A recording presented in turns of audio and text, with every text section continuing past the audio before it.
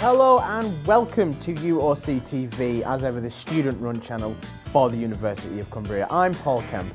And I'm Chris Robinson. Now, you might be thinking, wait a minute, that's not Finn H. Drew, Paul Kemp's lovable continental sidekick sat next to him. And you'd be absolutely right, Paul, because you know what? I'm not. No, you're a different person. Now, don't panic, Finn is perfectly fine. He's just busy directing his final major project at the minute, which we all can't wait to see the final cut of. So, the big wigs here at UCSU thought, let's team up that old warhorse, Paul Kemp, with some new blood. So, he's that stallion, Paul, and I'm here joining with him. Never been called a warhorse before. But anyway, enough about us, let's see what's coming up on this week's show. Our new reporter Jon Hopkins spoke to some of the protesters against the government's new bedroom tax. Our film critics Chris McGeorge and James Norfolk are back and they're reviewing a new release, Red Dawn. UCSU's Research and Communications Coordinator Adam Lewis joined us in the studio. We sent a team down to the university's Success Awards. And then Sam Sadler rounds up with our What's On segment. Now, we're always looking to strengthen the UOCTV team and become one big happy family, hence why I'm here today. You're absolutely right. So, when roving reporter Jon Hopkins came straight up to our head office and told us he'd shot this item for us and asked whether or not he could use it, well, we were pretty impressed, to be honest. Well, in fact, we admired his enthusiasm that much that we gave him his own slot on this show. So, what's he got for us, Paul? Well, Chris, the other weekend, a protest was staged in the centre of Carlisle against the newly proposed bedroom tax. Jon went down with his own cameraman to give us this report. Hello, I'm Jon Hopkins for UOCTV, and today we're out for the demonstration for the bedroom tax. We're demonstrating against the bedroom tax because we believe that it means that large numbers of people will be thrown out of their homes on a bureaucratic whim, and it's as simple as that. First of all, there's nothing wrong with coalition governments in a general sense. Secondly, I think this is quite the worst government I've personally lived under on every level. It's austerity after austerity. No jobs are being created. Vast numbers of people are being thrown out of work. Youth unemployment's an absolute disgrace. There's cuts to public services, and it's a government that's effectively declared war on the public whilst in the process of trying to dismantle the National Health Service. Oh, I'm here demonstrating because in April, on the 1st, what's going to happen is they're going to give each millionaire an £100,000 tax break, and they're going to penalise people by an average of £16 from the poorest and disabled families, and I just think that that isn't right. I think the Conservatives have their own agenda, which is helped by the state of the economy, because they can hide by saying, well, we've got to do it for the economy. To put it in perspective, an MP gets £160 a week on top of his salary for groceries. Person on job seekers allowance gets £71 a week to live. There's a real good turnout here today, and it shows that people are prepared to fight and that we're not going to roll over and let them win. So the people are demonstrating now against the bedroom tax is coming into force on April the 1st. They're just here today to try and oppose that. This is Jon Hopkins for UOCTV, back to the studio. Well done to Jon for bringing us that report. I'm sure he'll become yet another key member of the UOCTV family. I'm sure he will do, just like your fine self. Now, while we're always keen to welcome new faces to the show, we don't want to forget about the old guard either. So when we realised the other day that we'd not heard from our film critics Chris McGeorge and James Norfolk in a while, we thought it was about time we tracked them down. Now, it wasn't easy, as it turns out they're very good at hiding, but we persevered and we eventually found them in what they're calling the film void. So now it's over to Chris and James for their review of the new release, Red Dawn. Take it away, boys. Hello and welcome to We Like Films. I'm Chris McGeorge and as always I'm joined by James Norfolk. Today we are talking about Red Dawn. If you're seeing this broadcast, you are in a part of the country no longer controlled by the government of the United States. You may or may not know about the Patrick Swayze starring 1984 Red Dawn, which was about a small town in America waking up one day to find Russian and Cuban paratroopers landing right in their backyard, and a plucky young group of teenagers took to the hills, murdering various Russian soldiers and Cuban soldiers in a variety of barbaric ways, calling themselves the Wolverines, and it was all very, yeah, we're America. Well, imagine that, but done today with a lot less charismatic people than Patrick Swayze. With North Korean. We're the Wolverines, and we create chaos. In the 1980s, you could believe that maybe the Russians might have been able to invade, but no one is ever scared that the North Koreans will invade. We might worry that they might blow themselves off the face of the earth and leave a massive crater, but we're not scared they'll actually ever manage to invade anywhere.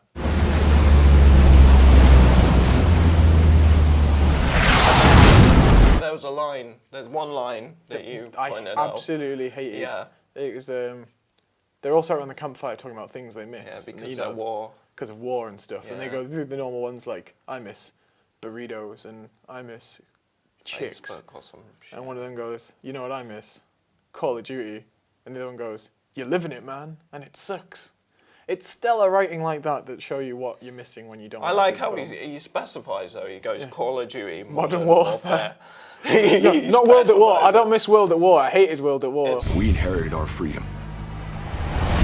Now it's up to all of us to fight for it. Worth going to see, James? Not paying for it. It's not. No. If you have a really tall friend with a big coat, I'd hide in the coat and go and see it like that, but I wouldn't ever pay money for it. That is true. For them, this is just some place. For us, this is our home. So that was Red Dawn, and that was We Like Films. So that was Red Dawn. Hopefully it won't be too long before we see Chris and James back on the show. That's absolutely right. Now, on the last episode, we asked some of you what your thoughts were on the upcoming student elections. Well, the polls are now closed and the results are in. Joining us here to discuss those results and tell us a bit more about his role within the Students' Union is Research and Communications Coordinator Adam Lewis. Adam, welcome to the show. Adam Lewis, everybody. Thanks for taking the time out your day to see us. Thanks for having me. How important do you think the elections are realistically in the university? The whole point of a students' union, and certainly the whole point of the University of Cumbria Students' Union, is to make the university experience and the education as rewarding and fulfilling as it can be for our students. So one way to guarantee that is to make sure that we have a student-led democratic system for electing the people that are going to run the Students' Union. What are the big changes, like the ones that you can almost leave a legacy from if you were to leave? Are there any big changes? One thing that we certainly are going to do next year, 2013 to 2014, is really look at delivering a decent social and entertainments package in those smaller, harder to reach areas. If students want to get involved in that and have got any ideas for us, please feel free to let us know. Yeah. So what kind of involvement will you have with the new sabbaticals and how often will you actually move them? So my job is to support the sabbatical officers in achieving their pledges. So if the academic sabbatical officer wants to do a debate about work turnaround time, my job is to communicate that to the student body and encourage them to get involved with providing feedback, attending the meeting, putting the event on Facebook, making sure the website is all up to date. So as you can imagine, with 4 SABs all manically trying to achieve various pledges, there's a lot of stuff in terms of research and comms that they need to do every day. So I'll speak to all 4 of them at least once a day. The future of the SU, is it looking bright? Is it looking good? Oh, it's looking stronger than potentially it ever has been in the past. In terms of the SU's kind of short-term future, I think that with the election results that came out yesterday, we've got at least there's at least 2 people that are out of the 4 SAB positions that are incumbent and that are going to be running again next year. And for me, that demonstrates, some kind of continuity. Yeah. I think Freshers' Weeks are going to be pretty special this year. We've already started planning those. We've got all sorts of new fancy merchandise and things like that. The volunteering opportunities keep growing by the day. And with the expansion of the SU, they took on a lot of new staff last year, of which I'm fortunate enough to be one. With that continued expansion, there's only one way we can go, and that's just to keep getting better. But we really need as much feedback as possible from our students. So everyone knows how to find us online, ucsu.me, or Facebook, it's /CumbriaSU. Same on Twitter, it's @CumbriaSU. Send us a message, send us a tweet, add us on Facebook, have a look at the website. If there's anything that you feel that could be done to improve your university experience, give us a shout. Adam Lewis, everybody. Thank you. Fantastic. And if you want to see a full list of the results, you can find them on the Student Union's website using the details below. But that's not all from the Student Union this week, as recently they held their 2nd annual Success Awards. Yes, now for those of you who aren't aware, the Success Awards are a celebration of both staff and students from all campuses who've gone that extra mile. Now, with this being such a prestigious event within the university, Student Union invited us to film some of it. So naturally, we sent a crew down to interview some of the key players and just take a general look about. Yeah, let's take a look. Let's do it.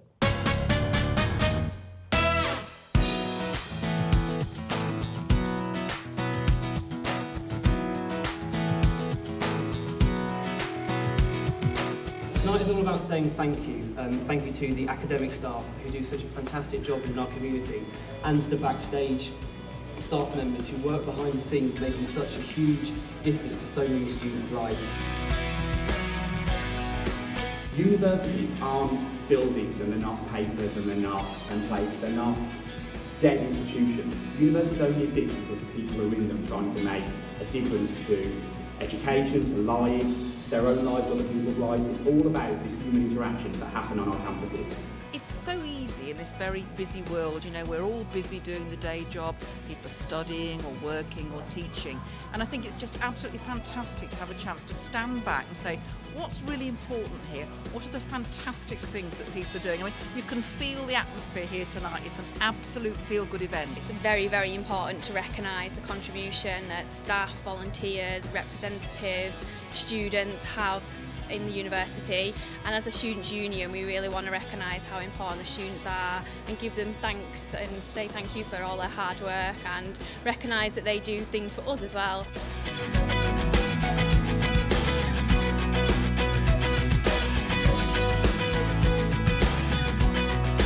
I think it's a really good opportunity for UCSU to promote themselves as a whole and to engage other students through it as well. So hopefully some of the students that have won awards tonight are going to go back with their friends and going to say, oh, I won this really great award last night at this ceremony and it was fantastic to be a part of. We'll have to keep an eye out for it next year. One of the things which we're looking to do a bit more is to kind of embed what we think as student-led teaching excellence. We're going to be looking through all of the nomination forms of the Lecturer of the Year and all the other bits and pieces and seeing what do students think make good teachers.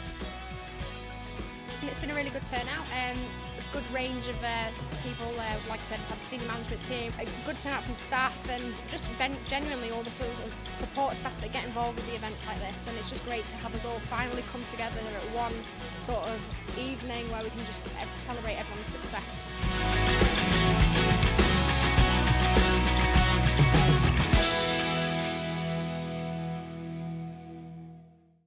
Our congratulations to all the winners and indeed all of those who were nominated. I'm sure they all had a great time.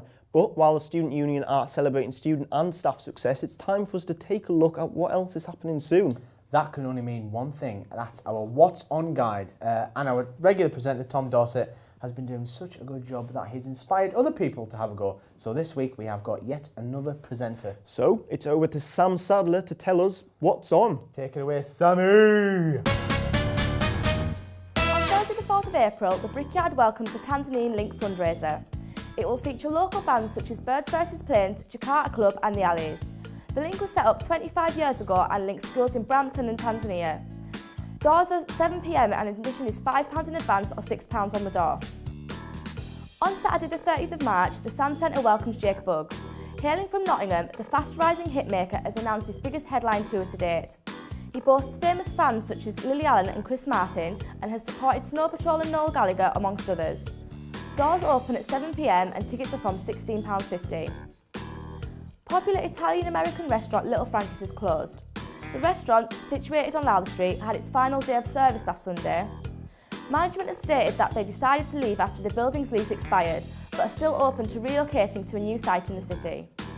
And finally, the University of Cumbria's student newspaper The Informer has launched its new online service featuring news, current affairs and entertainment. If you're interested in writing for the website, go to informer.cumbria.ac.uk. I'm Sam Sadler and that was your What's On guide. Back to the studio. And that brings us to the end of the show. But just before you go, we're always looking for new stories. So if you've got an idea for something you think we should cover, send us an email and tell us about it. And as you can see, we're still bringing more people onto the show, but we are not done just yet. So if you fancy sitting here in the studio with one of us, or fancy reporting from an event or interviewing someone, please get in contact with us. You can drop us an email or you can reach us on either Facebook or Twitter. The details should be below. And of course, because we're all shameless self-promoters here at UOCTV, if you're not following either of us on Twitter yet, behave yourself. Our details are, of course, below. Now, unfortunately, we're taking a couple of weeks off for Easter. So. Yeah, so until then, I'm just going to shut down and we'll see you both next time. Bye.